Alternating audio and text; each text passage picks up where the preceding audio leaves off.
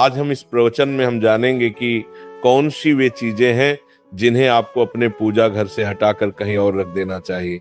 ध्यान से समझें कि क्या आपके घर के मंदिर में कोई ऐसी वस्तु तो नहीं रखी हुई है जो आपकी परेशानियों का कारण बन रही है। भगवान श्री कृष्ण ने कहा था कि कलयुग में लोग कुछ अशुद्ध चीजों को धार्मिक मानकर उनकी पूजा करेंगे, जबकि शास्त्रों में उन्हें वर्जित माना गया है।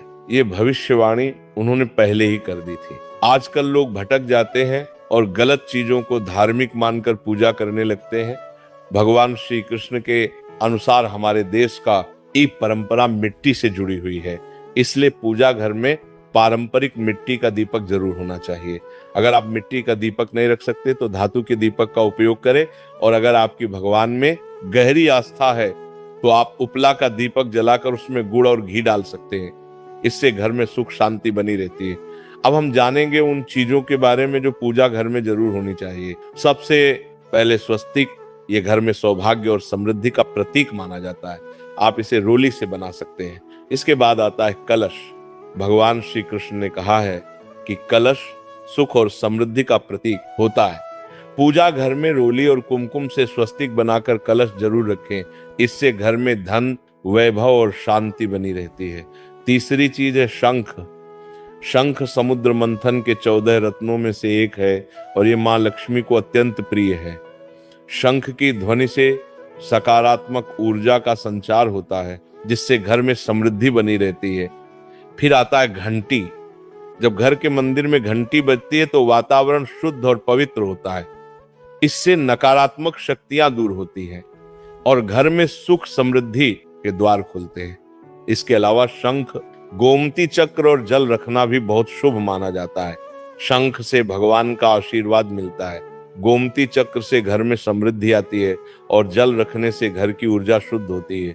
ध्यान दें कि इस जल को नियमित रूप से बदलते रहें और शंख गोमती चक्र को भी साफ रखें, ताकि घर का माहौल हमेशा सकारात्मक बना रहे। अब अगली बात शिवलिंग के बारे में है। अगर आप घर में शिवलिंग रखते हैं तो यह आप बहुत पवित्र माना जाता है, लेकिन ध्यान रखें कि शिवलिंग को हमेशा उत्तर या पूर्व दिशा में रखें। इसे ऐसे स्थान पर रखें जहां ज्यादा हलचल ना हो और ये हमेशा स्वच्छ रहे। इससे पूजा का प्रभाव अधिक लाभकारी होता है। अब हम उन चीजों के बारे में बात करेंगे जिन्हें पूजा घर में नहीं रखना चाहिए। सबसे पहले गणेश जी की विषम संख्या में मूर्तियां।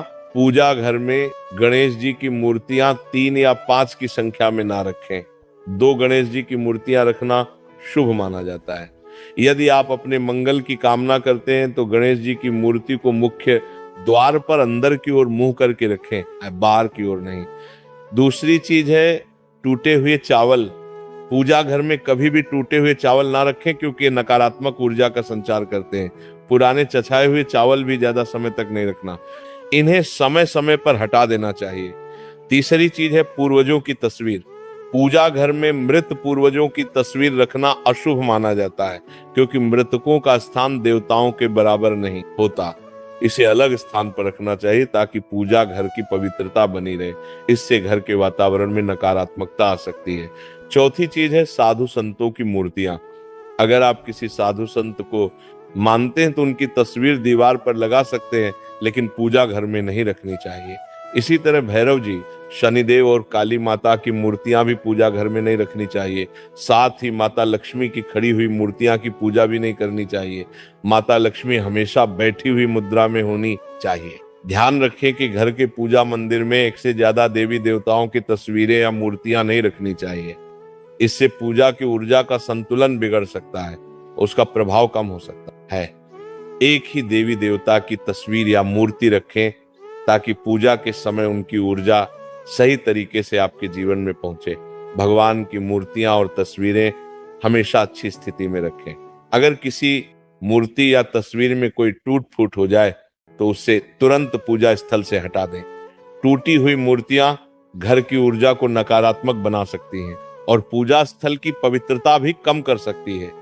तो ये हैं वे चीजें जो आपके पूजा घर में नहीं होनी चाहिए। इन छोटी छोटी बातों का ध्यान रखकर आप अपने घर को सुख समृद्धि और आशीर्वाद से भर सकते हैं।